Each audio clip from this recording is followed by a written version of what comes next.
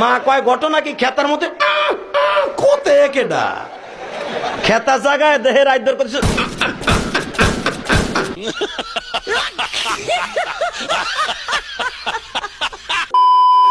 So hey hello and what's up guys, কি অবস্থা সবার? আশা করি সবাই অনেক অনেক ভালো আছো। তোমাদের দয়া আল্লাহর রহমতে আমি অনেক অনেক ভালো আছি। গাইস অনেকদিন যাবত আমাদের গেম প্লে নিয়ে প্রচুর পরিমাণে হাইপ দেখাইতেছিলা, মানে ফানি ভিডিও ছাড়ার সাথে সাথে গাইস অনেকেই কমেন্ট করতেছিলা যে গেম প্লে ভিডিও দেওয়ার জন্য। আর সবচেয়ে বেশি গাইস কমেন্ট আসতেছে হইতেছে ফ্রি স্টাইল গেম প্লে করার জন্য। তো ফ্রি স্টাইলে গেম প্লে আমি তেমন একটা পারি না গাইস, তারপরেও গাইস তোমরা যেহেতু আমাকে রিকোয়েস্ট করছো আর তোমাদের দাদু তোমাদের রিকোয়েস্ট রাখে গাইস, তোমরা জানো সবাই। সো গাইস আজকে তোমাদের উদ্দেশ্যে আমি ফ্রি স্টাইলে গেম প্লে করার চেষ্টা করব। গাইস জানি না আমি ফ্রি স্টাইল গেম প্লে পারবো কিনা, তারপরেও গাইস তোমরা যেহেতু বলছো ফ্রি স্টাইলে গেম প্লে করার জন্য, এর জন্য গাইস আমি চেষ্টা করতেছি ফ্রি স্টাইলে গেম প্লে করার জন্য। সো আজকের ভিডিওটা সবাই সম্পূর্ণ দেখো, আশা করি সবার ভালো লাগবে গাইস।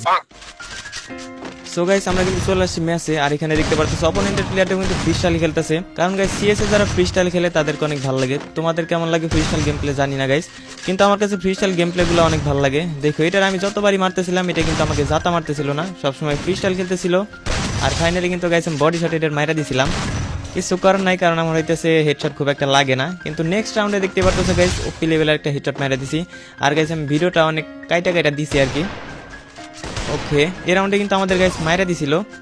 সো তারপরের রাউন্ডে আমরা আবার ডেজার্ট দিয়ে মারার চেষ্টা করতেছি গাইস, এই রাউন্ডে আমরা মাইরা দেওয়ার চেষ্টা করবো, ঠিক আছে?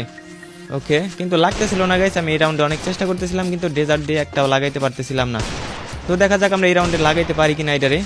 ওকে মোটামুটি গাইস বডি শট খাইতেছে কিন্তু হেডশট লাগতেছে না, হেডশট একদমই লাগতেছে না গাইস। চলো অনেক চেষ্টা করতেছি, ও লাগাইতে পারতেছে না আমিও লাগাইতে পারতেছি না, কিন্তু ফাইনালি গাইস একটা হেডশট মেরেডের ওয়েব আউট করে দিছি গাইস। দুঃখের বিষয় হইতেছে আমরা পরের রাউন্ডে যে এটা যখন মারতে যাই তখন থেকে এটা নেট নাই। সো গাইস কি করব ভাবতেছিলাম, কিন্তু গাইস এটাকে মারবো না ব্যাক দিয়ে দিব। তারপরে গাইস একটু পাইতানি করতেছিলাম, পরে গাইস একটা হেডশট মেরে দেই।